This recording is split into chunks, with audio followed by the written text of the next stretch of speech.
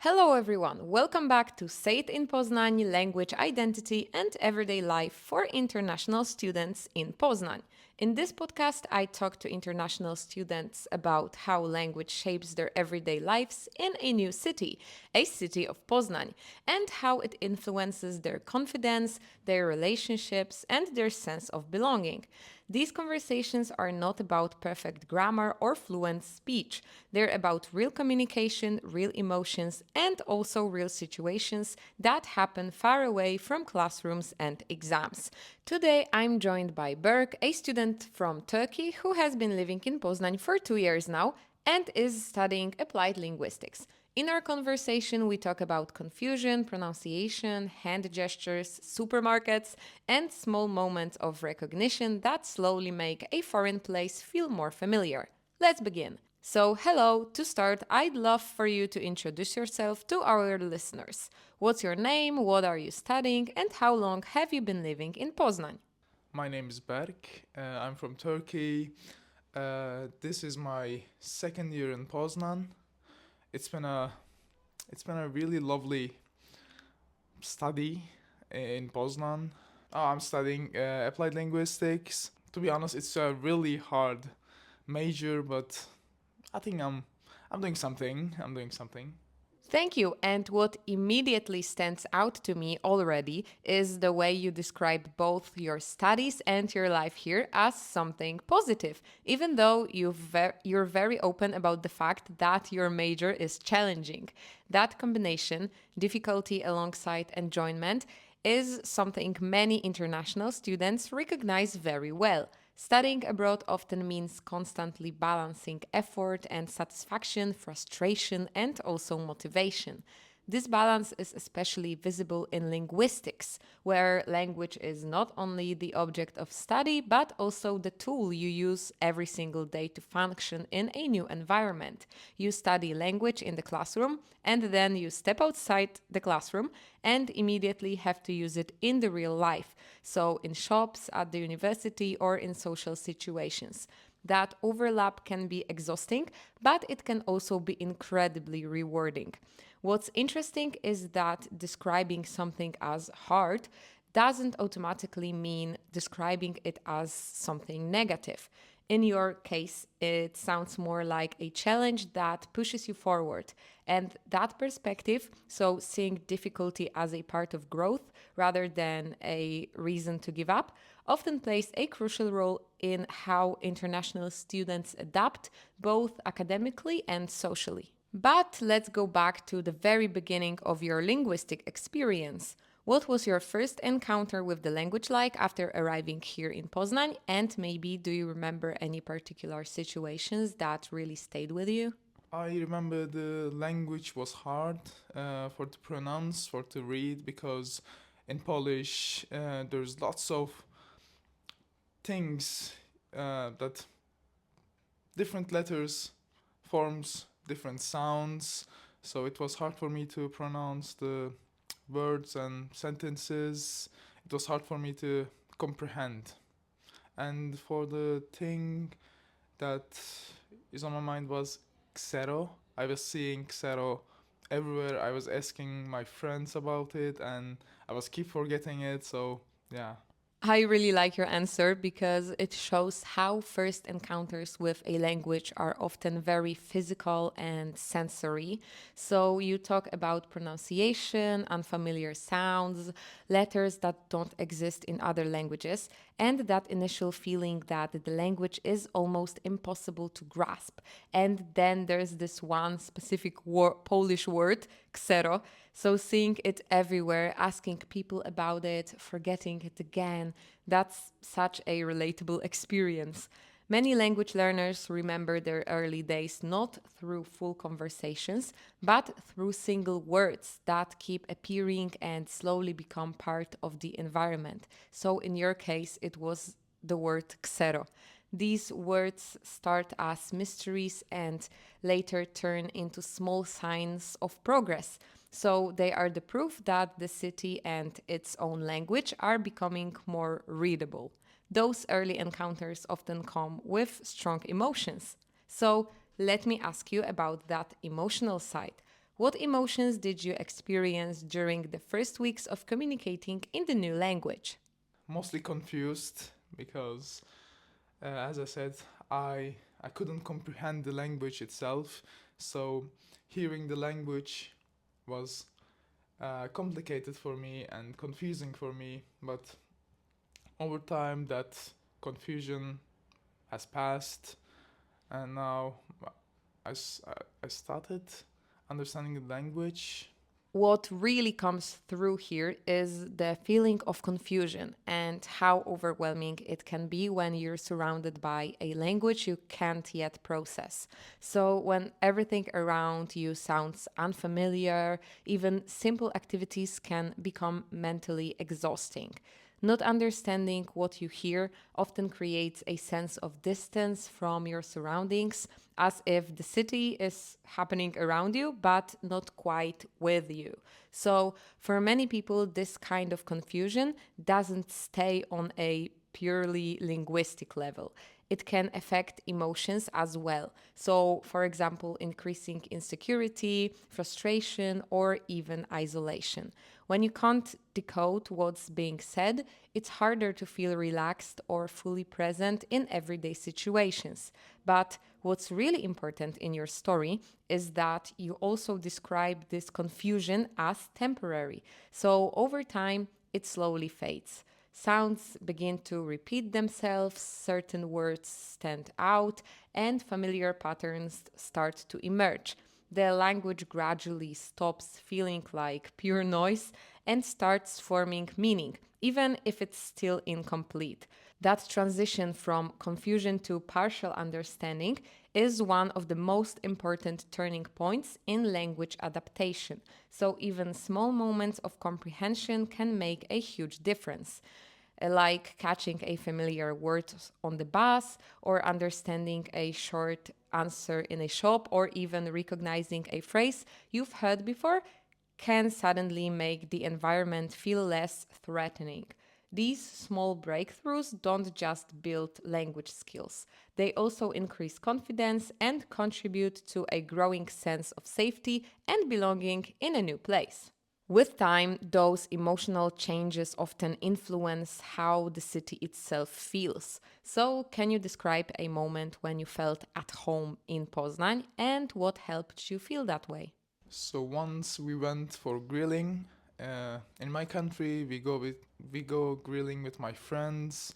That's a thing we usually do. So in here with my friends, we went for grilling, and it was really good, really lovely, and it reminded me my country, my hometown. So that was one of the moments uh, that I felt like in my home. And other than that, there's lots of Turkish people in Poznan, so chatting with them and encountering with them also felt like I was in my home. I really love your answer because it shows that feeling at home doesn't always come from language or institutions, and sometimes it comes from shared practices and familiar rituals. Grilling with friends may seem like a simple activity, but it carries a lot of cultural and also emotional meaning. Recreating something you used to do in your home country can instantly create a sense of comfort and continuity. What's also important here is the role of community. So, meeting people from the same country, hearing your native language, sharing jokes and your own experiences, all of that can temporarily bridge the distance between here and home. These moments don't mean you stop adapting to the new place. They simply give you emotional space to breathe while that adaptation is still happening. Even so, language barriers still appear, often in very practical and everyday situations. Have you experienced moments when the language barrier made something important more difficult, for example, at university or in your everyday life, like on a daily basis? And how did you deal with these situations? Yes, I have, and a lot of times, especially with my dormitory administration. They are capable of speaking English, but sometimes they tend to not understand English and just speak Polish. Sometimes I cannot I cannot tell them what my problem is and they won't understand. So it's really hard for me to deal with that. But other than that, in other situations, I deal with usually hand signs. Hand signs helps me a lot. If someone doesn't know what I'm saying, I will just show with my hands and they will probably understand it. This is such a familiar and at the same time very frustrating experience. What you describe is a situation where English technically exists as an option. It's listed as a possibility, it's assumed to be available, but in practice, communication still breaks down. And that gap between expectation and reality can be especially difficult to deal with. It creates uncertainty, confusion, and a strong feeling of being stuck, even when you're trying to explain something important or you're asking for help. Situations like this are often emotionally charged because they happen in contexts where there is already an imbalance of power, for example, in administrative settings. So, when language stops working there, it can make a person feel small, dependent, or even invisible, even if that's not the intention on either side. So, what I find really interesting in your response is how naturally you turn to nonverbal communication. Hand gestures become your strategy, your safety net, like something reliable when words are no longer enough. They allow you to keep the interaction going and regain a sense of agency. So, this shows very clearly that communication doesn't stop when language stops, it simply changes its form. Meaning is still negotiated through movement, pointing, facial expressions, and shared context. And in many everyday situations, these nonverbal tools are just as powerful as words. Your story highlights how adaptability and also creativity often matter more than linguistic accuracy when it comes to making yourself understood in a new environment. And this leads me to the next question. What strategies help you communicate when you don't understand your conversation partner or when you can't find the right word in a foreign language? Going back to hand signs again, hand signs are really important for me because whenever I ask someone in Polish, even though if I don't understand the language and sentence, if they show any hand signs, I will be understand the thing they are saying. So, for instance, last time I used the sentence "Gdzie jest toileta?" So they told me in Polish, but mostly used hand signs. So I knew where was the toilet. So I just thanked them and went to the toilet. I think this example perfectly illustrates how effective simple strategies can be. You don't need full sentences, advanced vocabulary, or perfect grammar to communicate successfully. Sometimes a single phrase used at the right moment and supported by gestures is enough to achieve your goal. So, communication in these situations is not about correctness, it's more about clarity and your intention. What's especially important here is that communication becomes cooperative. The other person responds with hand signs, you interpret them, and the meaning is created together, step by step. Neither side carries the full responsibility for understanding. It's a shared process that unfolds naturally in the interaction you both have. These moments may seem small or even insignificant. Asking where the toilet is, like finding your way somewhere, getting basic information, however, they matter a lot. Each successful interaction builds confidence and reduces fear. They quietly reinforce the idea that communication is possible even with limited language resources. And over time, these small successes add up, helping a new environment feel less intimidating and more manageable. Over time, these experiences start to influence how you see yourself. So, let me ask you the next question. How have your language experiences in Poznań changed you as a person? So, your confidence, your sense of belonging, or the way you see yourself? I think I am the same person as I was when I first came to Poland, but with my confidence is really improved because I started talking Polish with people, and when they when I see their reaction, it really made me feel good. With the sense of belonging, I am starting to belong. I wouldn't say I'm belonging here, but I'm starting to belong here because I'm speaking the language and they're speaking back to me the language here. So, yes. What I really appreciate in your answer is your honesty, really. You don't describe a dramatic transformation or a complete change of who you are. You say you're still the same person. And at the same time, you clearly talk about growth. That kind of development is often more subtle but no less important. Your confidence has improved, especially through using Polish in real interactions and seeing how people respond to you. Those reactions matter a lot. Being understood, being answered back, being acknowledged, even in small ways. This validates your effort and reinforces your presence in the space. It sends a simple but powerful message. You belong in this interaction. And over time, those moments accumulate and start shaping how comfortable you feel in everyday situations. I also find it very meaningful that you describe belonging as a process, not something you fully have or completely lack, but something that is slowly beginning to take shape. Language plays a huge role in that process, not as a guarantee of belonging, but as an invitation into interaction. Each conversation, each response, each small exchange becomes a step toward feeling more connected to the people and the place around you. Before we finish, I'd like to ask you one last thing. What advice would you give to foreigners coming to Poznań? And maybe you could recommend some places that they should know about. I would like to say with Lidl and Biedronka, there's lots of discounts, and when you go to the cashier, there's no discount, so be careful with that. There's a little indicator that you need to buy two of them to get that discount. I had lots of experience with this, and I paid the full price a lot of times. And with the places, you can attend to universities, community meetings. They're really good, lovely people there.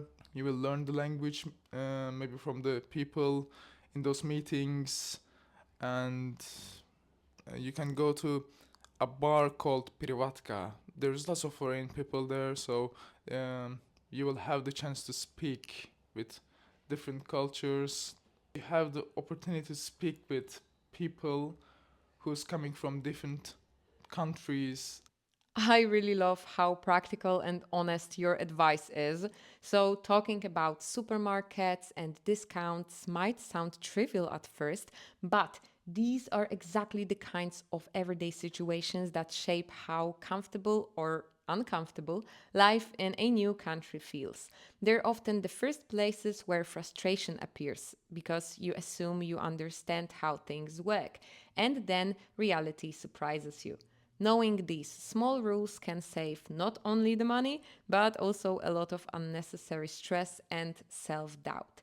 What's also really significant in what you said is that you point listeners toward people and shared spaces. Your recommendations about community meetings and places like bars where international students gather reminds us that language learning doesn't happen only in classrooms or during official courses.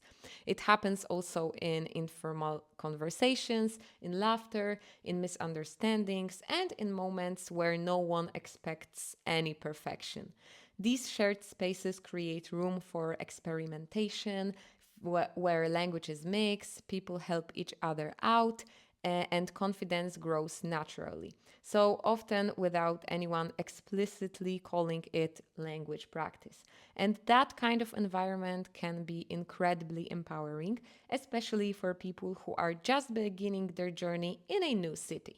Berk, thank you so much for sharing your story. It shows that learning a language is not just about understanding words or mastering grammar. It's about navigating confusion, finding creative ways to communicate, and also slowly building a sense of belonging through everyday interactions. Your experiences remind us that progress often happens in small steps, in gestures, short phrases, shared activities, and also practical knowledge. And for anyone listening who is just starting their journey in Poznań, remember that confusion is normal. Gestures are powerful, and every small interaction counts. Over time, these moments add up, and a foreign city can slowly start to feel like a place where you belong step by step. This was Say It in Poznań. Thank you for listening, and see you in the next episode.